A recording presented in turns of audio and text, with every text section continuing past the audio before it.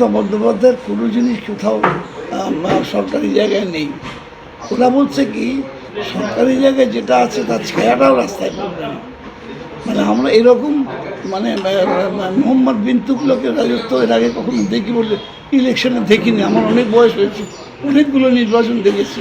আসলে মানে চাটুকারিতা নির্লজ্জ দালালি করার একটা সীমানা থাকে। ইলেকশন কমিশন তার সব অতিক্রম করেছে। আজকে ও বিজেপির একদম নির্লজ্জ চালতা চাটুকার এবং দালাল। অভূতপূর্ব সাড়া পাচ্ছি এবং আমি মানুষ বলছে আপনি জিতে গেছেন।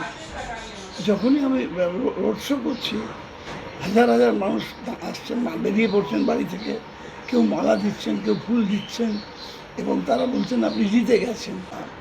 আমার মনে হয় বালিগঞ্জ সিটে আমার কোনো খুব একটা অসুবিধা হবে না, কারণ আমি নিজে পরিশ্রম করছি প্রচণ্ড। আমি বিরোধী দলের খুব একটা অস্তিত্ব দেখতে পাচ্ছি না এখানে, কিন্তু আমি তবু তার জন্যে কাউকে ছোট করে দেখা আমার অভ্যেস নেই। আমি প্রবল পরিশ্রম করছি। আমি সাধারণ খাবারই খাই এবং খুব কম খাই, সেই খাবারের মধ্যেই আছি। এর বাইরে আমার মানে কিছু বিশেষ কিছু করার নেই। আমি যা রোজই খাই তাই খাচ্ছি। আমি তো হলুদ আর আদার জল খাই, ভাতের সঙ্গে ডাবলুকি খাই, তো আমি অনেক দিন খাই। আজকে নতুন কিছু না। বাবা যারা 14 সালে বলেছিল বছরে 2 কোটি বেকারের চাকরি দেবো ভারতবর্ষে, তারা দিতে পারলো না কোনো চাকরি। এসে এখানে মানুষকে মিথ্যে কথাগুলো বলছেন 1 কোটি বেকারের চাকরি দেবেন। মমতা বন্দ্যোপাধ্যায় 15 বছরে 2 কোটি বেকারের চাকরি দিয়েছেন। উনি 1 কোটি বেকারের চাকরি দিয়ে দেবেন এসেই? অত সহজ নাকি? একটা সত্যি কথা বলছে, দিল্লিতে টাকা দেবো বলছে, টাকা দেয়নি। উড়িষ্যায় টাকা দেবো বলেছে, টাকা দেয়নি। দিল্লিতে যে টাকা দেবো বলেছিল দেয়নি। উনি যে টাকা দিয়েছিল সেটা ফেরত চেয়ে নিয়েছে নির্বাচনের পরে। এই হচ্ছে বিজেপি। আসলে বিজেপির চেহারা হচ্ছে এটাই।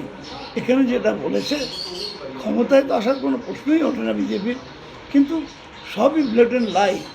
একেবারে অসত্য কথা বলছেন, একটা সত্য কথা বলছেন না, মানুষকে প্রভোগ করছেন এটা দেবো সেটা দেবো বলে।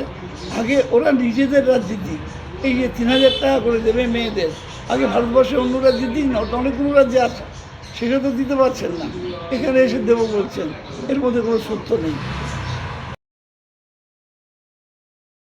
আরো লেটেস্ট খবরের আপডেট পেতে ফলো করুন রাতদিন.in।